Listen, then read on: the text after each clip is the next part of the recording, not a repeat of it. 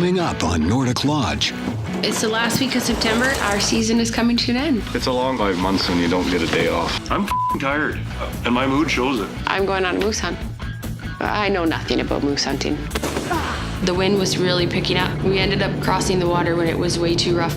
Well, I was actually a little concerned that they were out there during that weather. This really isn't fun. I don't know why people would do this for fun. Anybody want to buy a fishing camp?